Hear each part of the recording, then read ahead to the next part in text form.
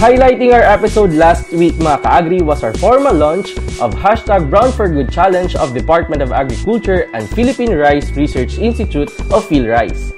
And after that momentous debut, ay isa-isa na ngang nag-post ng kanilang well-captured moments ang ating mga ka-agri habang kumakain ng pinawa o brown rice. Kaya sa mga ka-agri nating hindi pa tinatanggap ang hamong ito, the challenge has just started. Kaya ano pang iniintay ninyo, maki-Brown for Good na rin kayo. Dahil bukod sa benepisyong maaari nyo makuha mula sa pagkain ng brown rice, ay makatutulong ka pa sa mga kapuspalad dating mga kababayan. Time really flies so fast mga ka-agri at itong unang linggo nga ng Setyembre ay muling ginunita ng probinsya ng North Cotabato ang kanilang ika-102 taong pagkatatag.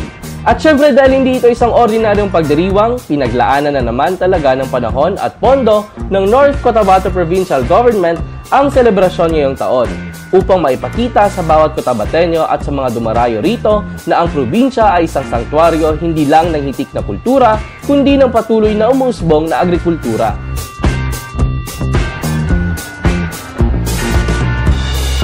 Happy 102nd Anniversary Province of North Cotabato and Happy 6th Kalibungan Festival. After 1 year mga ka-agri, andito na muli tayo sa provincial capital ng North Cotabato upang makisaya sa kanilang taunang Kalibungan Festival. Ang Kalibungan po ay salitang Manobo na nangangahulugang pagtitipon-tipon. Kung kaya andito tayo ngayon upang makisaya sa lahat ng mga taga North Cotabato. On the other hand mga ka-agri ay patuloy na isinusulong ng Department of Agriculture at ng Philippine Rice Research Institute ang pagkonsumo ng brown rice bilang bahagi ng paggamit ng pambansang kasapatan ng bigas. At noong Agosto at 30 nga mga ka-agri ay formal na natin nilunsad ang #Brown for Good Challenge. Kung matatandaan niyo po mga ka-agri, ang taong 2013 ay dineklara ng DA bilang National Year of Rice. At kasabay niyan ay naisatitik ang panatang makapalay kung saan hinihimok ang bawat isa na kumain ng pinawa o yung tinatawag natin na brown rice. Main goal ng #Brown for Good Challenge is to stimulate the awareness of the public kung ano nga ba ang mga benepisyong makukuha nila mula sa pagkain ng brown rice. Ang brown rice po ay mayaman sa fiber, protein at iba pang mga vitamins and minerals. At bukod sa mga kwentong may kinalaman sa brown rice at sa Kalibungan Festival, narito pa po ang mga kwentong dapat niyong abangan sa ating episode today. Mga ka-agri, isinusulong ng pamunuan ng Department of Agriculture 12 ang produksyon ng patatas sa ilang mga lugar na kung saan maaaring mabuhay ang tanim na patatas. At isa na nga sa mga lugar na ito ang Barangay Miasong, Tupi, South Cotabato. Pasyalan natin ang lugar na yan sa ating Agri Balitaan. Mga ka-agri, may kilala po ba kayong mayroong unsettled account sa Kedan Corporation o Kedancor? Kung meron po, sabihan nyo sila mga ka-agri na mayroong amnesty program ang Kedancor na nagbibigay sa kanila ng pagkakataon na makabayad ng kanilang mga utang. Alamin kung paano sa ating Agri Talakayan. Mga ka-agri, ito ang adlay. Hindi ito isang pangkaraniwang halaman dahil maaari itong gawing iba't ibang pagkain. Maaari itong gawing kanin na panghalili sa bigas na kanin. At ang bagong tuklas pa, adlay crackers. Does it sound interesting mga ka-agri? Alamin kung paano sa ating Agri Techno. I'm sure excited na kayo makisaya sa ating episode ngayong araw mga ka-agri, kaya narito na po ang ating isang oras sa programang handog sa inyo ng Department of Agriculture 12 sa panguna ni OIC Regional Executive Director Carlene Collado. Kaya mula rito sa North Cotabato Provincial Capital, Amas, Kidapawan City, sabay-sabay na po natin tuklasin at palaganapin ang ganda at sigla ng agrikultura dito sa mas pinalawak at mas pinasayang Agri Tayo Soxarden.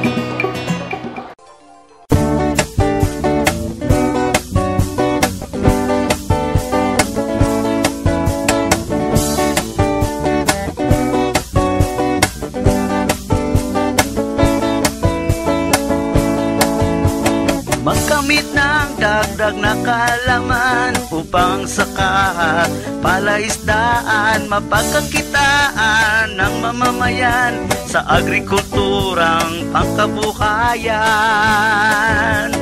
Agri Tayo Soxarden, programang dapat tangkilikin. Agrikultura'y binigyan pansin para sa ating mga mitiin. Ito'y programang pangkabuhayan at dito ika'y tutulungan.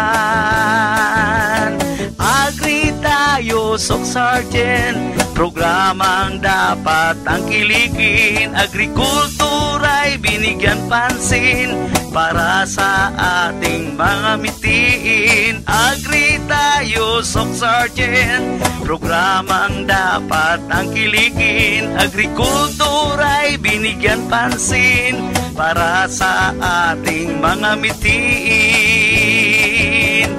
Agri tayo, Sok Sergeant, agri tayo, Sok Sergeant, agri tayo, Sok Sergeant, agri tayo, Sok Sergeant.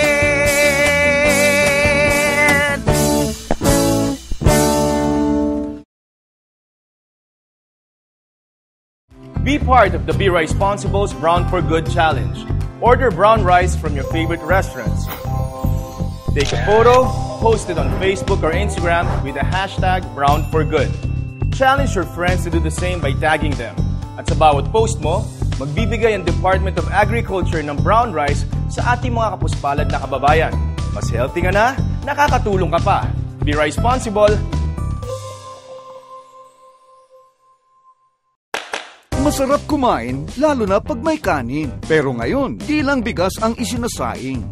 Ano pong gagawin niyo? Magsasaing ng... Rice? No, corn grits. Paano po? Halika, I'll teach you.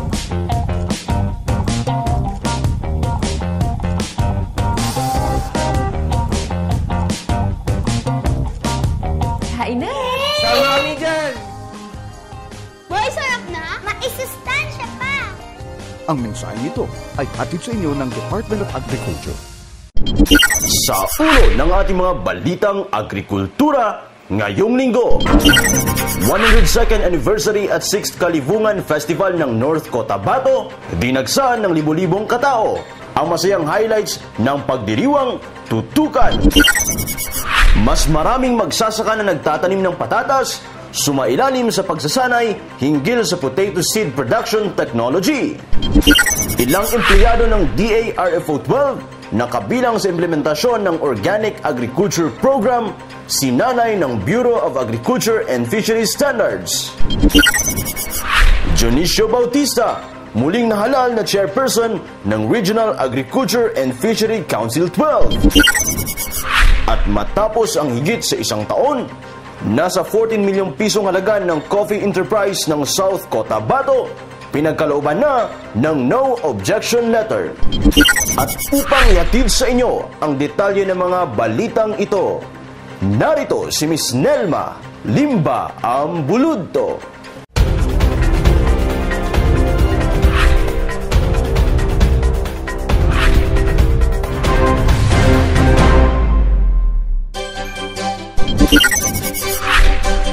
Mga ka-agri, narito na ang detalye ng ating mga balita ngayong linggo. Masayang ipinagdiwang ng lalawigan ng North Cotabato ang ika-102 taong anibersaryo nito na kung saan libo-libong katao ang dumagsa rito. Ang naturang anibersaryo ay ginunita kasabay ng 6th Kalibungan Festival na nagbigay aliw at naghatid ng ngiti sa mga turista, lalo't higit sa bawat Cotabateño. Mula sa Kidapawan City, Maki-Agribalita kay Nelly Escote, Ilanan. Naging matagumpay at makulay ang pagdiriwang ng lalawigan ng North Cotabato sa ika-102nd na anibersaryo nito at kasabay nito ang ika-6 na Kalibungan Festival noong September 1 sa North Cotabato Provincial Capital sa Amas, Kidapawan City. Ang pagdiriwang ay nakasentro sa temang Cotabato Mahal Ko, sama-sama sa hamon ng panahon at bagong pag-asa. Ang salitang kalibungan ay isang salitang manobo na nangangahulugang pagtipon-tipon, kung kaya ang kapistahan ay dinagsa ng libo-libong mga tao mula sa iba't ibang bayan sa probinsya at maging ng mga kalapit lalawigan upang personal na masaksihan ang masayang pagdiriwang. Ang Magarbong Kalibungan Festival ng probinsya ay isa sa mga tanyag na kapistahan sa rehiyon na punong-puno ng iba't ibang aktibidad tulad na lamang ng cultural dances, sports events at marami pang iba. Kalibungan Festival is a cultural presentation. It presents the uniqueness of Cotabateños. We present our unique rituals, traditions through dances and music, and we as your candidates, we are inviting you to please come to Kalibungan with this year's theme, Cotabato, mahal ko, sama-sama sa hamon ng bagong pag-asa. Ang Kalibungan Festival ngayon ay napakamatiwasay naman na ginanap. Lahat ay naging masaya naman kasi every year, this is already our 6th Kalibungan Festival and our 102nd foundation anniversary of the province of Cotabato. So kitang-kita mo naman na every year, nagiging successful naman ang event namin. With a good weather, with a huge number of crowd, and I think this is one of the successful events also. Of course, we have right now, on September 1, we have the street dancing and the Kumbira sa Kapitolyo. We prepared thousands of pack lunch for the people of North Cotabato in order for them to have their lunch, to have their picnic on the different sides of the capital. And also the street dancing and the Mutya ng North Cotabato. We have a lot of activities. We have Kaburunan Festival for our IPs. We have Kapagana for our Muslim brothers and sisters. Hindi rin mawawala sa okasyon ang display ng iba't ibang native at agricultural products na sagana sa bawat lungsod at bayan sa lalawigan. Meron tayong market sa Kapitolyo, mayroon tayong different fruit stands, mayroon tayong different exhibits ng mga different municipalities, the One Town, One Product nila. So this is also related in agriculture. We have the Farmers Forum, we have the Cooperatives Forum, we have the 4-H Forum, so related to the market sa Kapitolyo.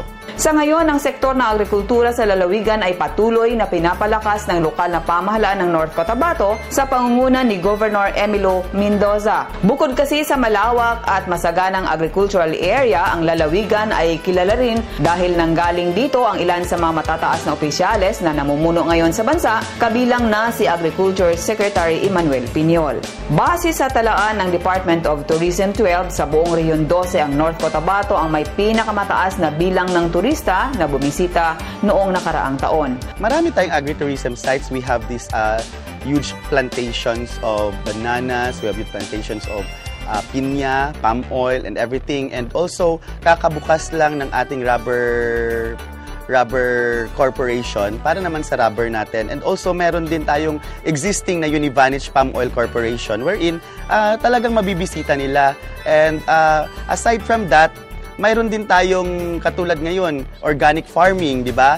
We are producing a lot of organic products all over abroad, just like the biodynamics, our cocoa sugar, and also our different products that binibenta natin abroad, just like our coffee coming from Makilala, the Alamid coffee or the Meerkat coffee. Ang Kalibungan Festival ay isa sa mga naging daan upang magkaisa ang bawat mamamayan ng lalawigan sa kabila ng pagkakaiba-iba ng paniniwala at kultura. Sa susunod na taon ay inaasahang mas magiging makulay pa ang pagdiriwang ng kapistahan at mas marami pa ang dadagsa upang makisaya sa okasyon. Hi everyone who's watching today. Please come to North Cotabato. It's a wonderful province. There are many things to explore here. You won't regret visiting us. Nag-uulat para sa Agri Tayo Sok Sargen. Ako si Nelly Iscote Ilanan. Sa iba pang balita, nasa 60 potato growers sa isang bulubunduking barangay ng Tupi, South Cotabato ang dumaan sa isang pagsasanay hinggil sa potato seed production technology. Ang barangay Miasong sa naturang bayan ay isa lamang sa mga strategic na lugar sa buong rehiyon na kung saan maaaring mag-survive ang patatas. Mula sa Miasong, Tupi, maki-agribalita kay Christian Matuliano.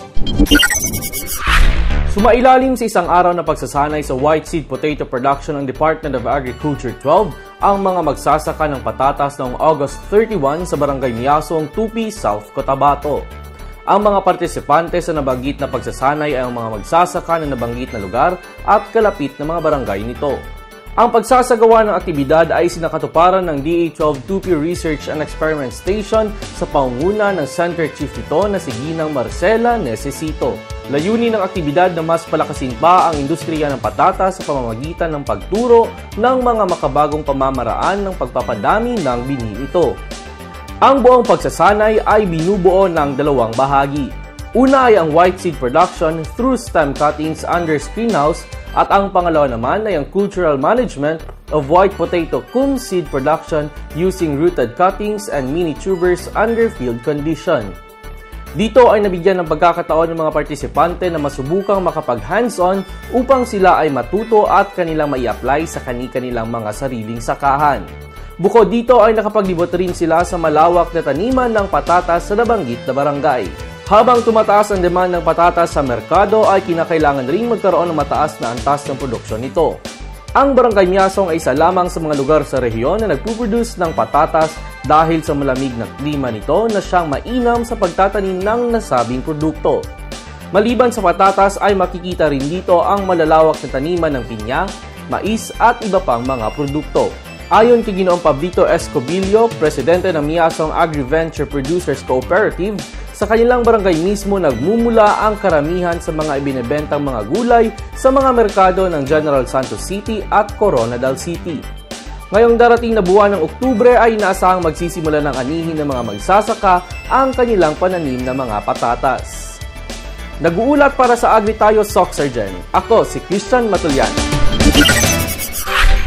Samantala, mga ka-agri, nananatili pa rin pinuno ng Regional Agriculture and Fishery Council 12 si Chairman Dionisio Bautista matapos na muli siyang pagkatiwalaan at muling mailuklok sa pwesto ng kanyang kapwa AFC leaders. Ang masasayang tagpo sa naganap na RAFC 12 election tutukan sa Agribalita ni Chat Munyen. Muling nahirang na Regional Agriculture and Fishery Council Chairman ng Rehiyon 12 si Dionisio Bautista.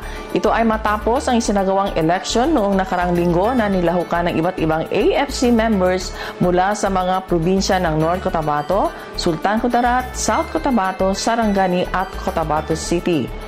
Si Bautista ay nanungkulan bilang RAFC chairman sa loob ng 4 na taon, kaya't siya ay nagpaabot ng kanyang pasasalamat sa tiwala ng kagawaran at ng kapwa niyang nasa AFC. Nagpaabot siya ng kanyang buong suporta upang makatulong na makamit ng pamahalaan lalo na ang sektor ng agrikultura na maging rice self-sufficient. Gayon din ang pinabot na suporta ni incoming Regional Executive Director Engineer Milagros Casis. Ayon sa kanya, napakahalaga ng partisipasyon ng AFC kaya dapat magtulungan ang bawat isa lalo na sa pag-implementa ng mga programa para sa mga magsasaka.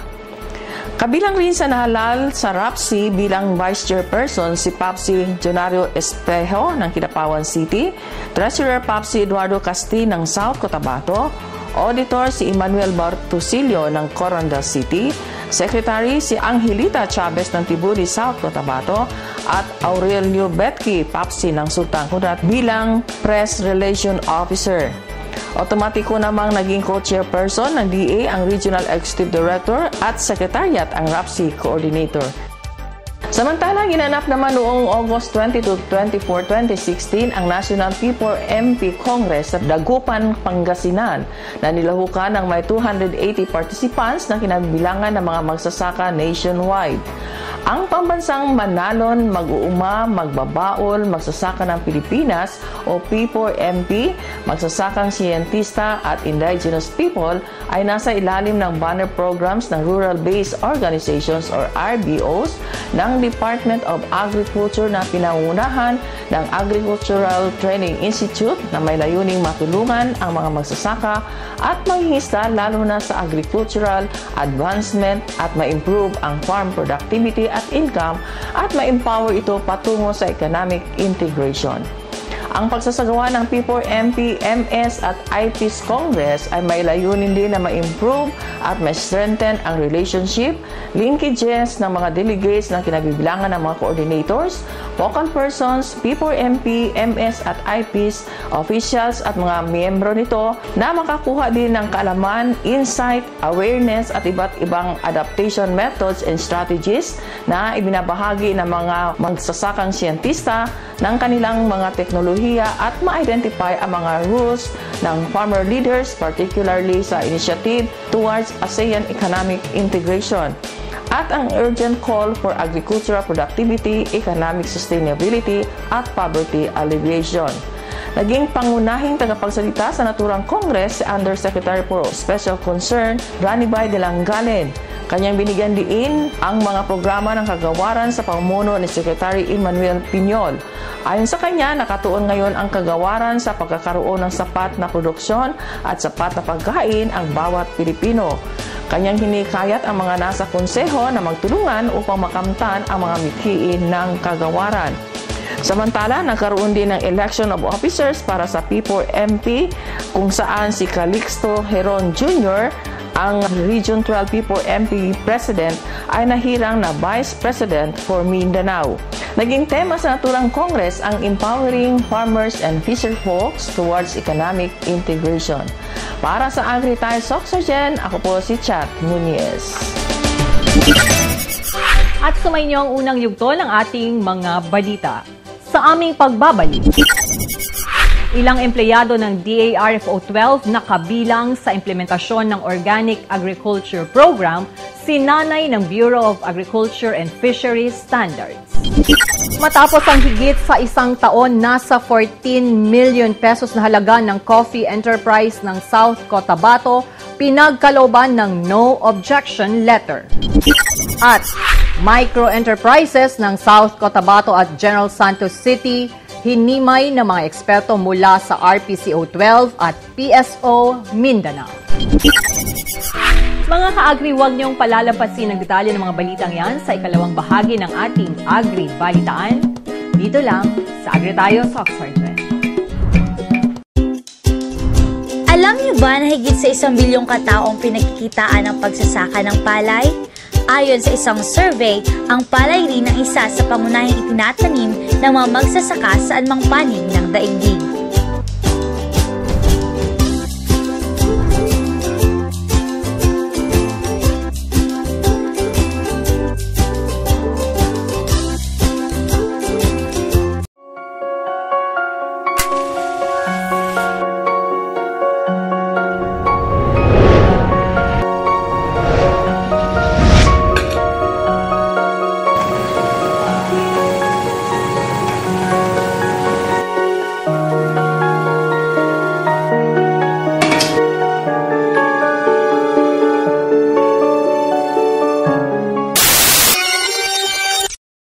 Sa isang araw, ang bawat Pilipino ay nagsasayang ng 2 kutsarang kanin. Katumbas ng mahigit na 1.7 million kilos kada taon na kayang magpakain ng 2.7 million Filipinos.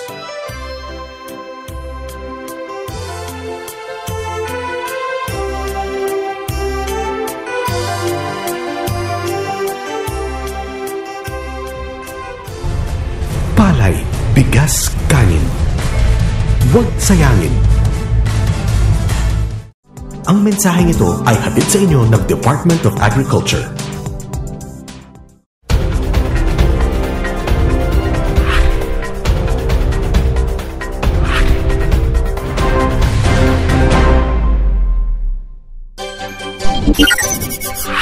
Sa pagpapatuloy ng ating Agri-Balitaan, sumailalim sa isang seminar hinggil sa Philippine National Standards o PNS na siyang ginagamit sa tuloy-tuloy na implementasyon ng organic agriculture sa Pilipinas, ang ilang empleyado ng Department of Agriculture 12 kasama ang iba pang organic agriculture stakeholders mula September 6 hanggang 9 sa General Santos City. Para sa dagdag na detalye, maki-Agribalita kay Lito Mariano Sal. Ang maipaliwanag sa mga empleyado ng Department of Agriculture, lokal na pamahalaan, organic farming advocates at practitioners at iba pang organic agriculture stakeholders, ang Philippine National Standards para sa Organic Agriculture ang naging pangunahing mithiin ng Bureau of Agriculture and Fisheries Standards o BAFS sa pagsasagawa ng isang awareness seminar. Nasa 30 partisipante na pangunahing binubuo ng mga organic agriculture practitioners ang dumalo sa naturang pagtitipon na isinagawa sa General Santos City mula September 6 hanggang September 9.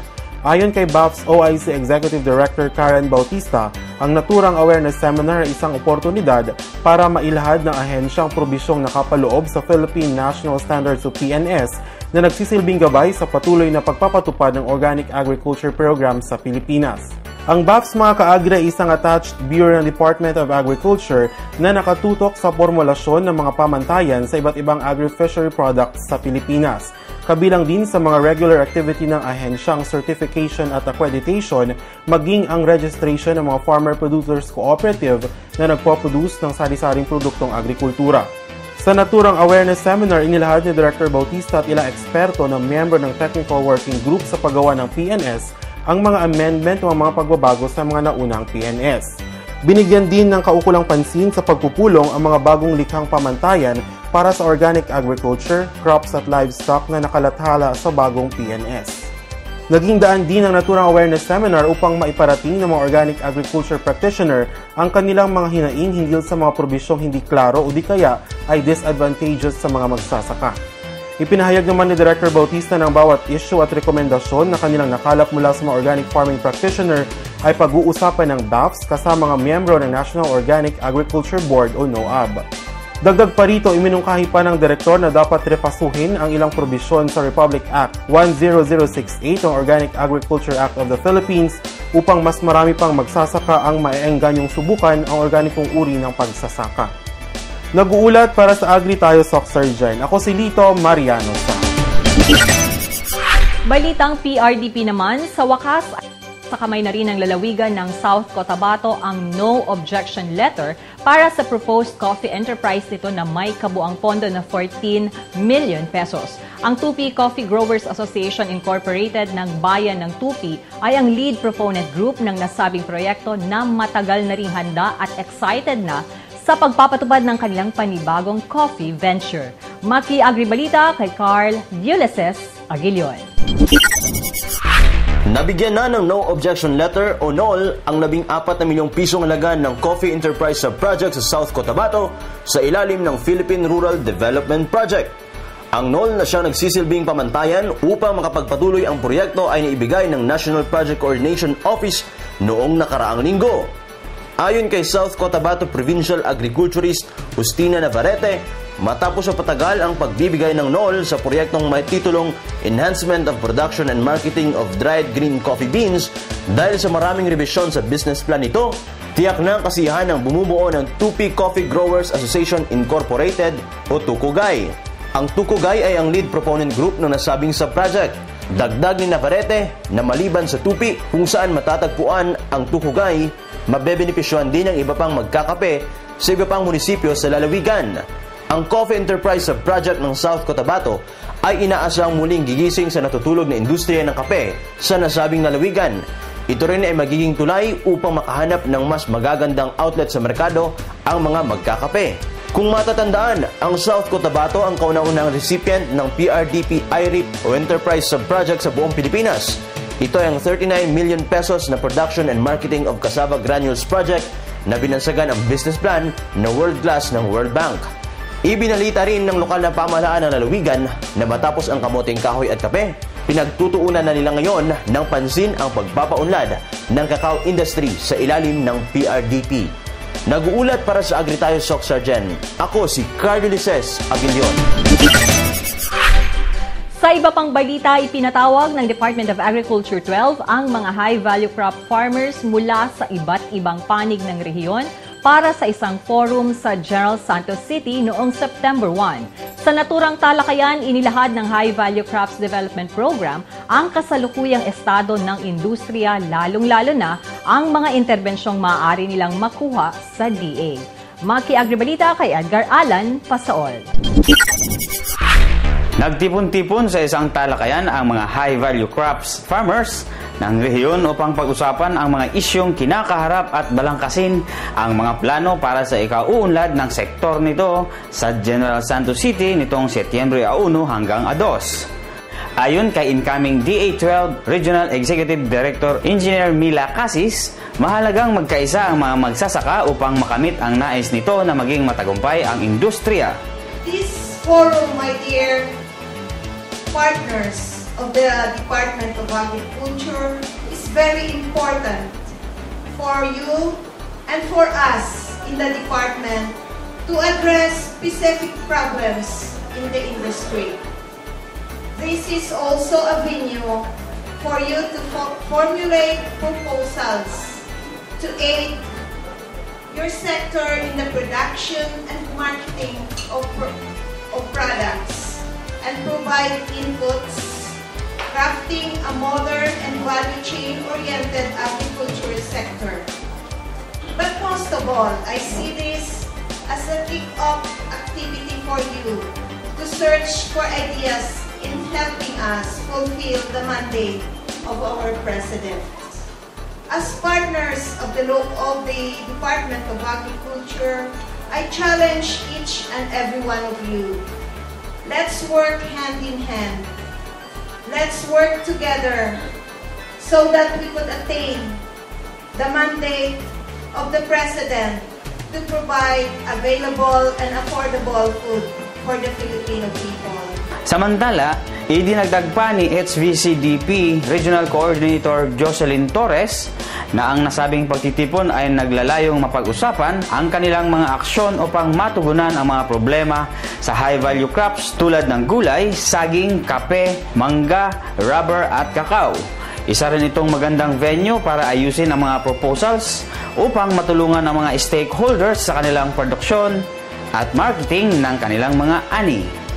Sinabi naman ni OIC Regional Technical Director Saldi Boloron na isa sa mga layunin ng naturang pagpupulong ay mabigyan ng mahahalagang impormasyon ang mga commodity stakeholders, lalo na ang mga requirements para sa akreditasyon, good agricultural practices at iba pang kaukulang papeles sa pagpaparehistro ng kanilang mga organisasyon. Nag-uulat para sa Agri Tayo Sok Sergeant. Ako si Edgar Alan Pasaol.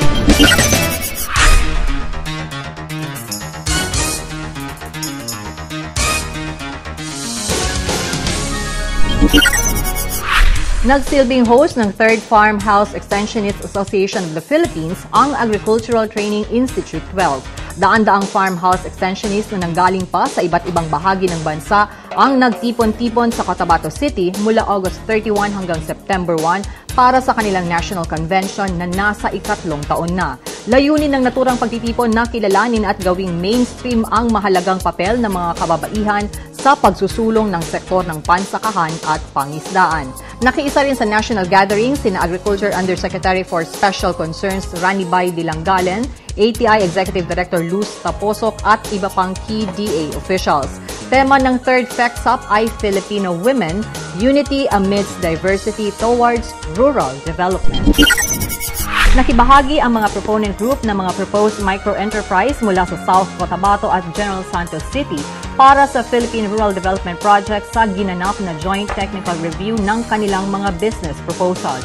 Ang aktibidad na ginanap sa Coronadal City ay pinangunahan ng Project Support Office Mindanao, Regional Project Coordination Office 12 at mga technical experts. Ayon kay IRIP Component Head Danilo Centillas, ang aktibidad ay magsisilbing preparasyon ng mga proponent group sa ebalwasyon ng Regional Project Advisory Board para sa kanilang approval. Kaparehong aktibidad din ang ginanap sa North Cotabato para sa mga proponent group doon. Pawang mga swine fattening, cattle fattening at duck racing project ang mga proposed micro-enterprise ngayong taon na tinatayang mag-aangat sa buhay ng mga magsasakang tinamaan ng El Niño. At para sa ating balitang pambansa, nakikipag-ugnayan sa ngayon ang Department of Agriculture sa ilang lokal na pamahalaan sa posibleng partisipasyon ng mga ito sa isang proposed rice production program na naglalayong makamit ang rice self-sufficiency bago ang 2019.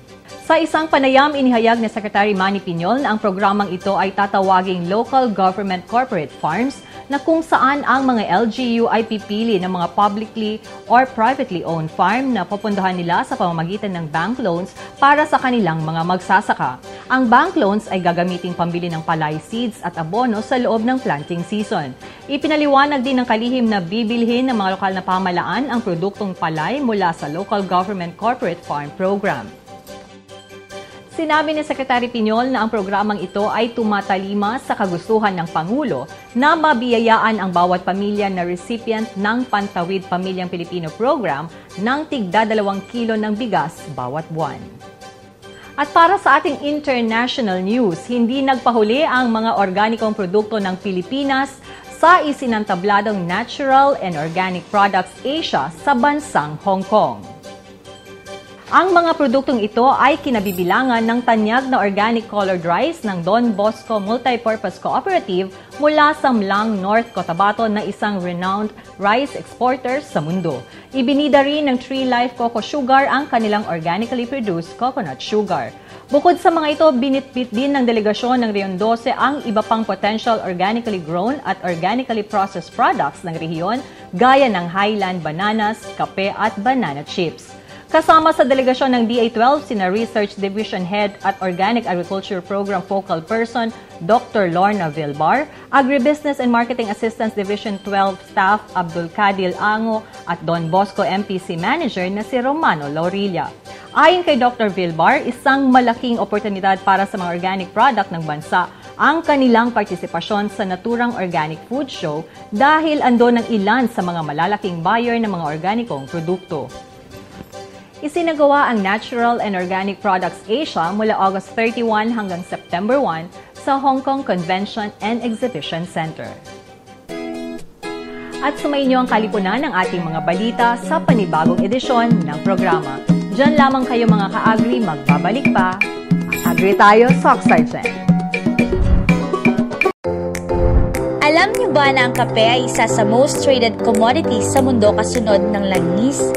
Tinatayang nasa 400 million cups ng kape ang nakokonsume ng coffee drinkers sa mundo sa loob lamang ng isang araw.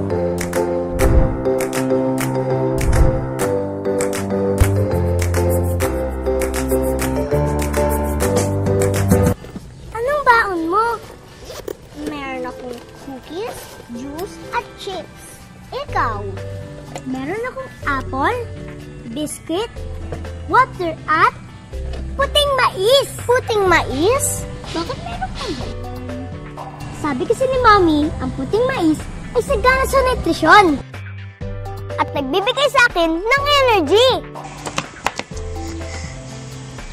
Pagod na ako. Buti ka pa, mabilis ka tumakbo at di ka mabilis mapagod. Kaya nga lagi akong kumakain ng puting mais para iwas sakit at pure energy para sa batang maliliit. Ito, kain ka din.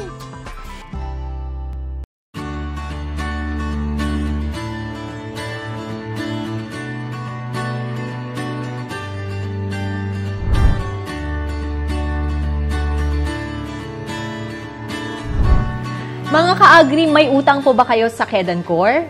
Kung meron, makakabayad na po kayo dahil may good news po sa inyo ang Kedancor. Ngayong araw mga ka-agri ay makakasama po natin ang Kedancor 12 Assistant Regional Vice President na si Sir Albert Alcacid. Sir, magandang araw po and welcome po dito sa Agri Tayo, Sock Sergeant. Magandang araw sa iyo, Miss Nelma. Magandang araw din sa mga regular na listeners nyo dito sa programa natin sa Department of Agriculture. Kami ay nagpapasalamat dahil nabigyan din kami ng oras at pagkakataon na maipaliwanag ang aming programang Kedancor Amnesty Program dito sa inyong programa. Yes sir, meron pong amnesty program itong Kedancor na malaki po ang maitutulong sa ating mga ka-agri sir, na mayroon pong mga utang. Ano po ba itong Kedancor Amnesty Program? Ang Kedancor Amnesty Program Miss Nelma, ay isa sa mga programang pinapatupad namin para makatulong at maiayos ang kalagayan ng mga pagkakautang ng aming borrowers na hindi nagbabayad ng tama. Yes sir, paki-explain na rin po sa ating mga televiewers kung ano po ang layunin nitong QAP or Kedancor Amnesty Program. Meron tayong dalawang layunin para dito sa programang ito. Una ay i-encourage natin ang mga defaulting borrowers ng Kedancor na magbayad sa pamamagitan ng pag-offer ng mga soft na term ng loan at light na flexible repayment scheme. I'm sure interesado po yung ating mga televiewers kung sino-sino po ba ang pwedeng makasali dito sa ating programa. Ang pwedeng makasali dito sa ating programa ay yung mga principal borrowers na defaulting borrowers ng Kedancor at ang kanilang co-makers. Sir, paano po tayo makaka-avail nitong QAP? Okay, Ms. Nelma, para maka-avail tayo sa programa ng Kedancor, gumawa lang sila ng sulat at ipasa ito sa aming opisina. Itong sulat na ito ay naka-address sa Regional Assistant Vice President ng Kidancor at para hindi na rin mahirapan, Ms. Nelma, yung ating mga borrowers na magpo-participate dito, meron na rin kaming ready available na sulat na pipirmahan na lang nila, no?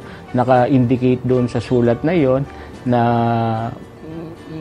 willing sila at interesado sila participate sa Kidancor Amnesty Program. Para gawin po nating mas interesting po ito, no? Sir, paki-explain din po sa ating mga televiewers kung ano po yung mga benepisyo na makukuha natin dito sa Amnesty Program. Okay, Ms. Nelma, no?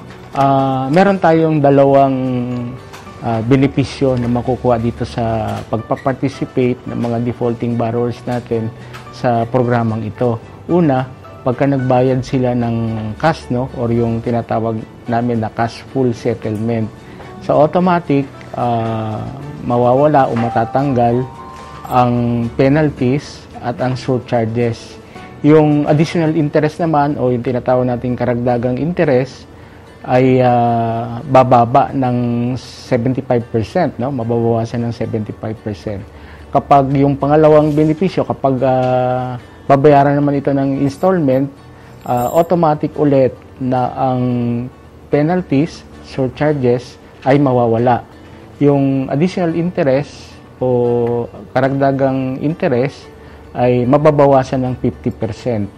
At ang interest kapag in-extend natin ng 3 taon, no, kasi babayaran nito sa loob ng 3 taon kapag installment.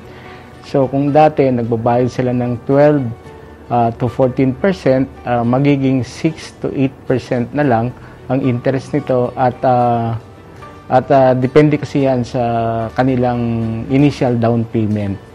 Ayan mga ka-agri, meron kayong different options para ma-settle ninyong inyong mga accounts sa Kidancor.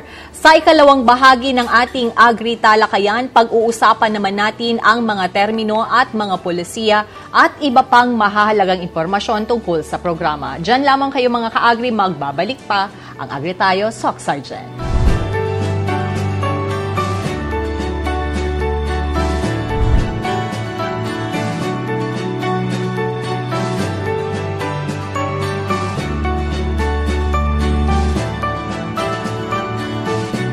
Be part of the Be Responsible's Brown for Good Challenge. Order brown rice from your favorite restaurants.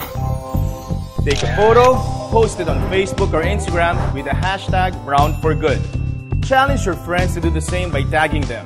At sa bawat post mo, magbibigay ang Department of Agriculture ng brown rice sa ating mga kapuspalad na kababayan. Mas healthy ka na, nakakatulong ka pa. Be responsible.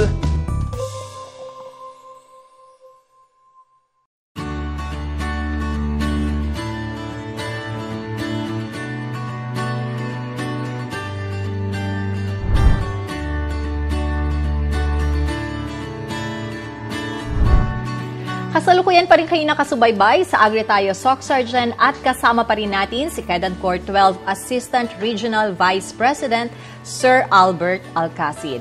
Sir, ano ang mga termino, polisiyas at kondisyon ng ating programa? Para sa ating polisiya at iba pa, meron tayong ipapakover natin ang ating mga defaulting borrowers o yung mga borrowers natin na magpa-participate sa programang ito ng insurance. So ang tawag dito ay Mortgage Redemption Insurance. Ang purpose nito na kung ano man ang masamang mangyari sa ating borrowers na hindi naman natin kagustuhan, ang insurance na ang magbabayad ng kanilang pagkakautang sa Kidancor.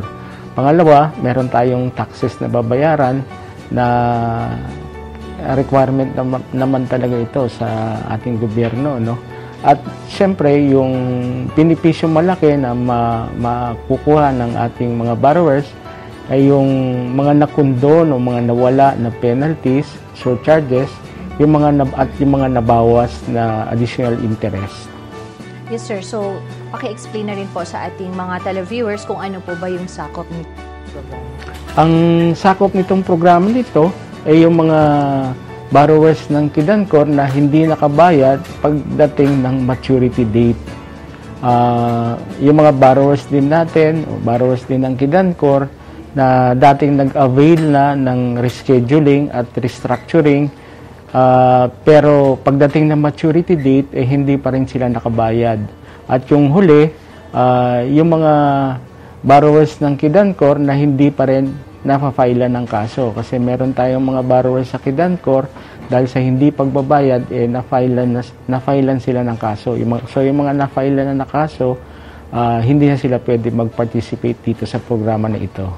And sir, I'm sure interesado rin po yung ating mga tagapanood kung ano po or kailan magsisimula at magtatapos itong ating programa. Bali, ang ating Kidancor Amnesty Program ay nagumpisa ito noong March 1, 2015 at magtatapos naman ito sa February 28, 2017. Okay sir, bukod po sa Regional Office 12 na nasa Kidancor Building sa 34 Balagtas Street, tama po ba, Barangay Dajangas North, General Santos City, meron pa bang ibang opisina sir kung saan pwedeng makapunta ang mga kliyente na taga Coronadal City naman? From South Cotabato, Sultan Kudarat at Maguindanao, maging yung mga taga Sarangani Province, Polomolok at General Santos City. Meron tayong tao na naka-assign dito sa parte ng Region 12 na bawat probinsya may naka-assign, no? So sa South Cotabato Province, ang tao natin naka-assign diyan ay nag-oopisina sa DE Regional Field Office 12 sa Carpenter Hill, Coronadal City. Samantalang ang ating tao naman na naka-assign sa Sultan Kudarat at Maguindanao, naka-base siya dun sa aming opisina sa Regional Office, number 34, Balagtas Street, Barangay Dajangas North, General Santos City. Pero 2 beses sa isang linggo, nasa Tacorong siya at Isulan dahil sila rin yung nag-handle ng collections natin at nagpa-process nitong amnesty program.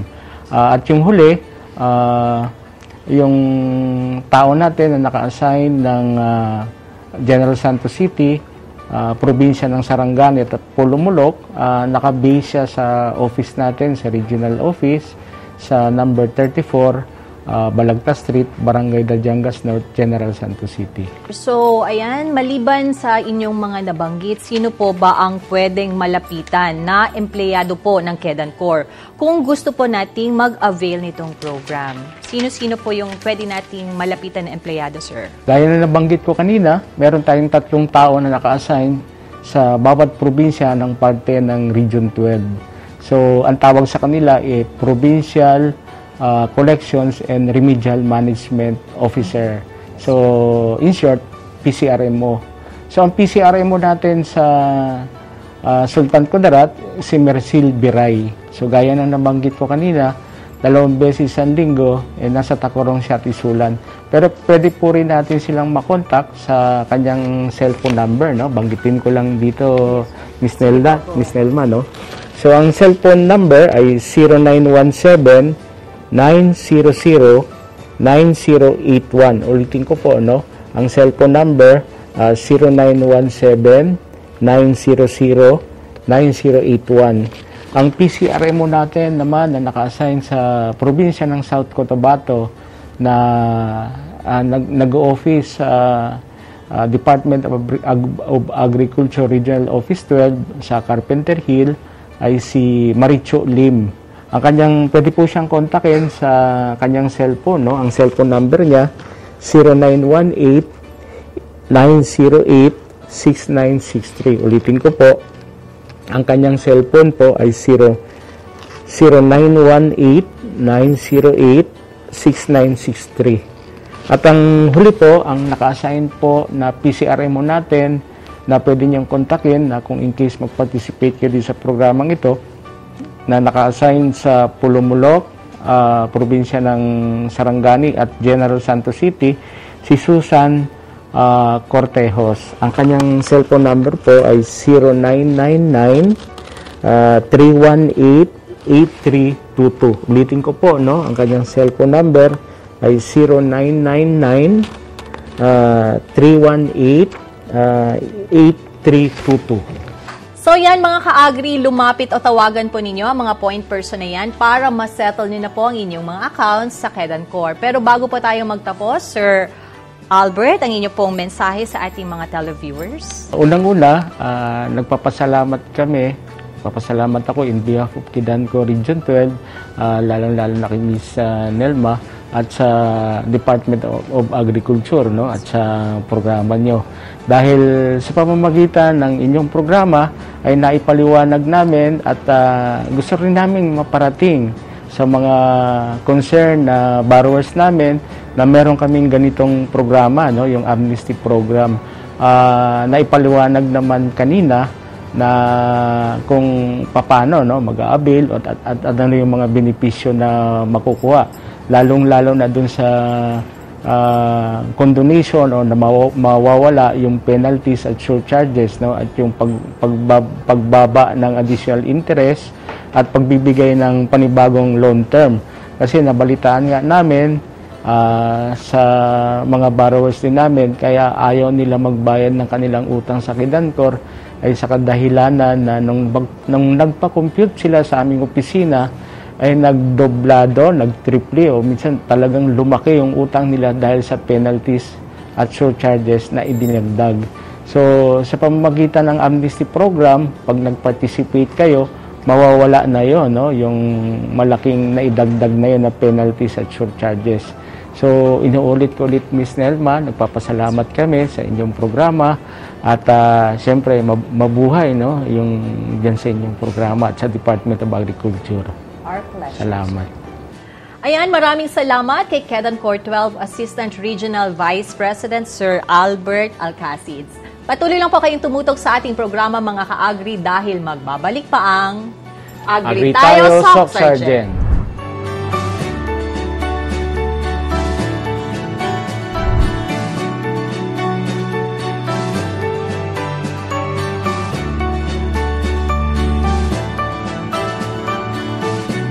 Discover the champion's secret nutrition. White corn. Siksik sa protein at vitamins. Sagana sa carbohydrates at minerals. May sarap sustansya para sa atleta. For game time energy. For game-long stamina. Winner! White corn. Champions in nutrition. Mag-White corn. Champion energy and stamina para sa atleta. At para sa iyo.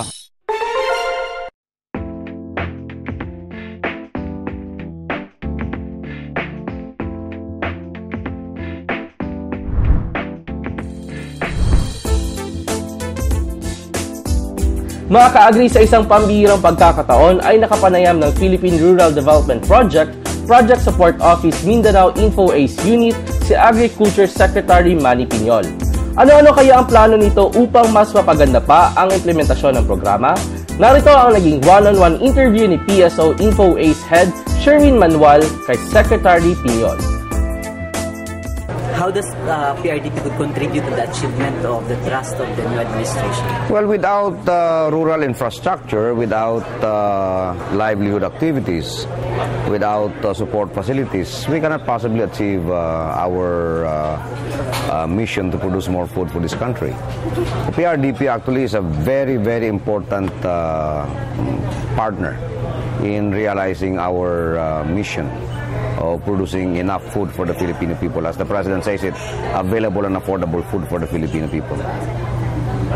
Ano po magiging advantage o edge ng PRDP in terms of effecting rural development? Well, number one, PRDP is in sync to the advocacy of the President to get rid of corruption in government. World Bank has been very, very strict, and I know this because I started with MRDP as early as 1998. I was one of the first players in the MRDP program as governor of North Cotabato. And I know that the World Bank has always been very, very stringent when it comes to implementing its projects. And there has always been a very clear policy that there should be no corruption in any MRDP project. And until today, I'm happy that that still is the rule in as far as PRDP projects are concerned.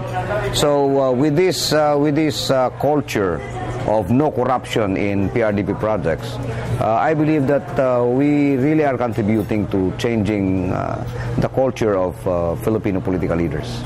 So it's a very good experience. So coming from the LGU, sir, ano po yung pinakamagiging advantage ng mga local government if they engage with PRDP? Well, number one, you don't have to spend your limited resources in building a road network. Can you imagine if your road network is worth 100 million, you only have to put up 10 million, no? So you're basically saving 90 million from your budget, no? That's a lot of money.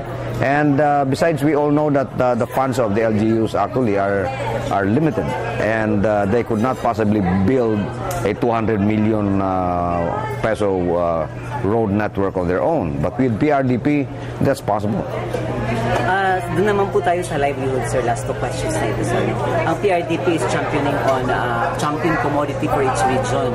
Sa tingin niyo po, sir, makakatulong ba ito to give regional competitive advantage, no, sa mga produktong galing sa probinsya? I think I should give a little history of where this livelihood component of PRDP started.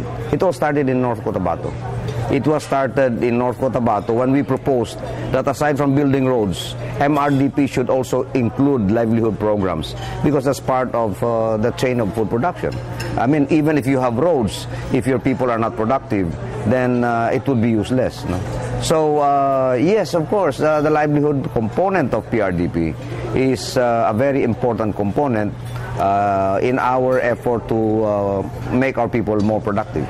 Thank you so much, sir. Last question, ito po isang pinakadakong issue sa PRDP, sir. Medyo tedious ang process, long ang process. Ano po ang take ninyo dito at ano po ang policy direction natin, sir? We have to respect the process. We have to observe the process. We have to go through the process. You know, you don't get a 100 million project that easy.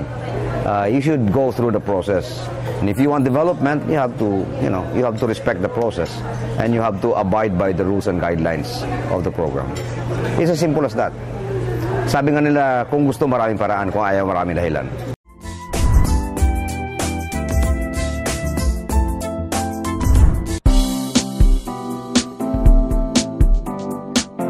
Today mga ka-agri, panibagong kaalaman na naman po ang inyong mapupulot mula rito sa amin. Ngayong araw po mga ka-agri ay ituturo namin sa inyo kung paano gumawa ng Adlay Cracker. Ito po ay masustansya at masarap pa. At upang ituro yan sa atin mga ka-agri, makakasama natin today si Ma'am Marcela Necesito, ang Center Chief ng Tupi Research and Experiment Station. And kasama po ni Ma'am Marcela, si Miss Rona May Porras, ang mag-a-assist sa kanya upang ituro sa atin kung paano gawin itong Adlay Cracker. So Ma'am Mars and Miss Rona, magandang umaga po. Magandang umaga rin po, Christian. Ngayon po, ipapakita po namin kung paano gagawin po ang Adlay Cracker. So ito po ay isang produkto na masarap po kainin lalo na sa mga bata at kahit mga matatanda na po. So Ma'am Mars, ano po yung mga kagamitan na dapat nating ihanda sa pagsisimula po ng ating gawain today? Okay po, sa paggawa po ng Adlay Cracker, dapat mayroon kayong flour ng Adlay, kasaba starch, white pepper, fish sauce para pampalasa, yung kaunting MSG or monosodium glutamate, at siyempre sa paggawa yung produkto natin na yan, ay mayroon din tayong mga kagamitan. Dapat mayroon po tayong mga measuring cup, mayroon din tayong kutsilyo, mayroon din tayong gunting na pwede natin magamit mamaya, mayroon tayong spatula, yung pang-ipit natin, at mayroon po rin tayong mixing bowl. Dapat mayroon din tayong molding pan para dito natin ilalagay yung na-mix natin na ingredients natin. Then, dapat mayroon din po tayong steamer. Umpisa na po natin. Magmi-measure po tayo ng flour ng Adlay. 3/4 cup ang ating ilalagay dito. Then, lagyan pa natin ng kasaba starch. 1/4. Lagyan po natin ng MSG, 1/4 teaspoon. Tapos lagyan po natin ng 1/2 teaspoon na white pepper. 2 teaspoon na fish sauce. Lagyan po natin ng 3/4 water. At imimix na natin.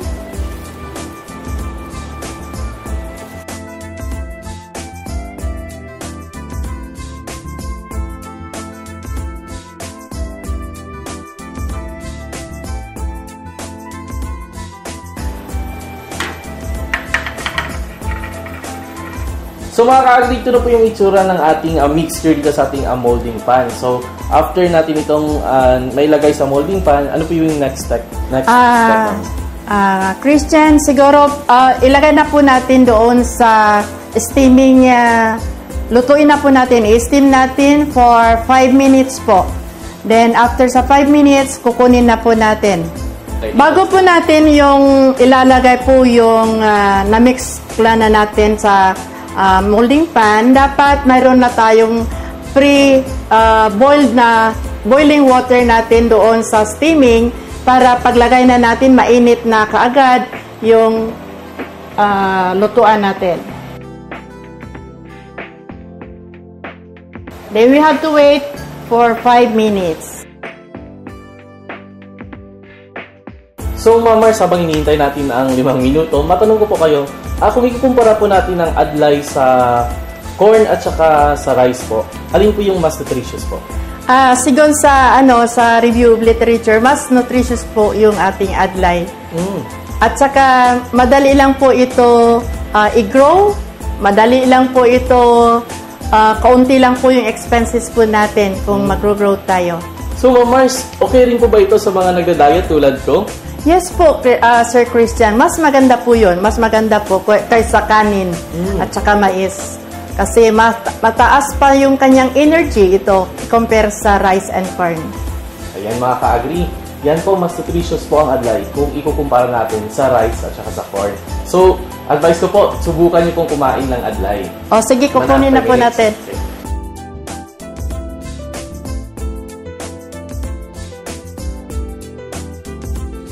At pagkatapos nito, pwede na po natin i-partial drying for about 25 to 30 minutes. Pwede sa sun dry. Pwede rin po doon sa mechanical dryer. Kaya lang sa mechanical dryer, medyo matagal, pero kung sa araw ay 25 to 30 minutes lang po. Then after that, 25 to 30 minutes, kukunin na natin po at babalik na rin or alisin natin doon sa molding pan para hindi siya magtigas dyan. Kasi mahirap na ito kung magtigas na. So, i-dry na po natin. So, ito po yung ating mechanical dryer.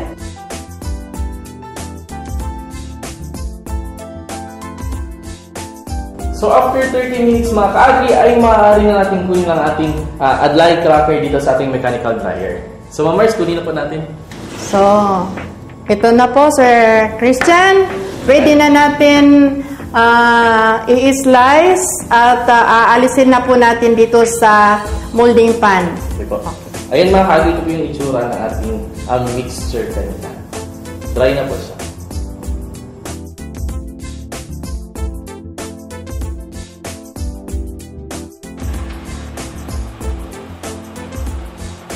Okay, after nakuha na po natin doon sa molding pan, at i-dry pa rin natin ito partial para magtigas konti at bago natin i-slice, kasi kung hindi natin ipa-partial drying pa ulit after removing from the molding pan, ito ay hindi natin makakat or magunting-gunting. Dahil po na partial dry na po ito, guguntingin na po natin.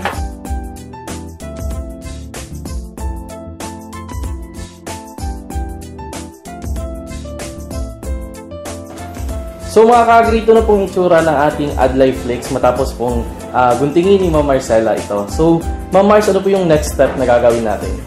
Okay. After na nagunting-gunting na po natin, ito na po yung final drying na po natin sa mechanical dryer for about 7 hours. 7 hours? 7 hours. So, po, ano? opo. So, ilalagay na po natin sa dryer. Then, after 7 hours, pwede na po natin, yun na po, yung flakes na siya, dried na siya, at pwede na for packing. So mga ka-agri, after po ng 7 oras ng final drying nitong ating Adlay cracker, ito na po yung itsura niya. Crispy na po siya. Ito na po yung ating lulutuin sa mantika upang crispy sa kainin. So Ma'am Mars, para po sa mga ka-agri natin na gustong bumili nitong Adlay cracker, saan po ba ito nabibili? Sir Christian, wala pa po dyan sa market yan. Pero dito sa Tupi Research Experiment Station, dito sa Bulol, Malapo, ay pwede tayong maka-order. Sa ngayon po, a matter of one week po, siguro makakagawa po tayo ng hindi siguro bababa sa 500 packs. Marami rin po, ano? So, Ma'am Mars, gaano po ba katagal bago masira itong Adlay cracker? Siguro sa aming preliminary research po natin dito, ay pwedeng maaabot siya ng 1 taon. Masarap pa rin kainin at crispy pa rin siya. So, sa mga gusto pong matutong gumawa nitong Adlay cracker, willing po ba kayong mag-train sa kanila? Yes po naman. Ang ating station po or ang ating mga technical staff dito sa Tupi po ay handang magbibigay po or iibabahagi ang technology na ito para sa ating mga kababayan.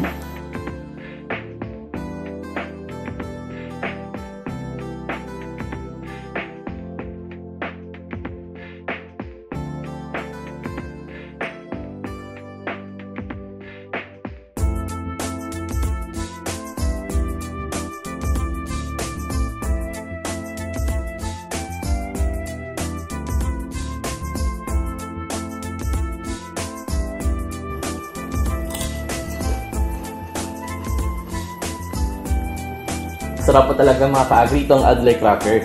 So sana mga ka-agri, meron naman kayong mga napulot na kaalaman sa ating episode ngayong araw. So Ma'am Mars at Miss Rona, maraming salamat po sa pagturo sa amin kung paano gumawa itong Adlay cracker. So may mensahe po ba kayo sa ating viewers? Okay, salamat po mga ka-agri.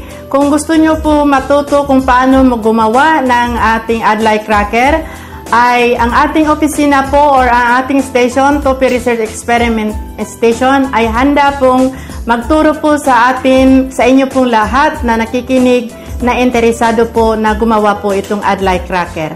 So muli Ma'am Mars and Miss Rona, maraming salamat po sa pagturo sa amin kung paano gumawa nitong Adlay cracker. And of course, maraming salamat rin sa lahat ng bumubuo ng Tupi Research and Experiment Station ng Department of Agriculture dito sa Tupi, South Cotabato. Diyan lamang kayo mga ka-agri dahil magbabalik pa ang Agri Tayo Soft Sardine. Mga ka-agri, maraming salamat po sa iyong pakikisaya sa ating episode ngayong araw featuring the Kalibungan Festival ng North Cotabato. Kung nais nyo po itong balikan, just visit our social media accounts.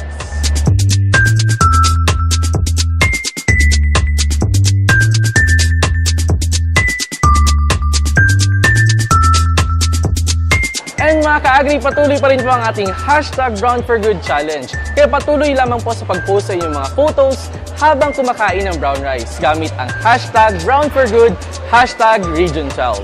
Hihintayin po namin yung mga worthwhile selfies habang kumakain ng brown rice. At narito naman po ang mga kwentong dapat niyong abangan sa ating episode next week.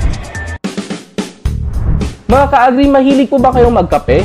At kapag pinag-uusapan ng kape, syempre mas magiging malinamnam yan kapag may kapartner na asukal.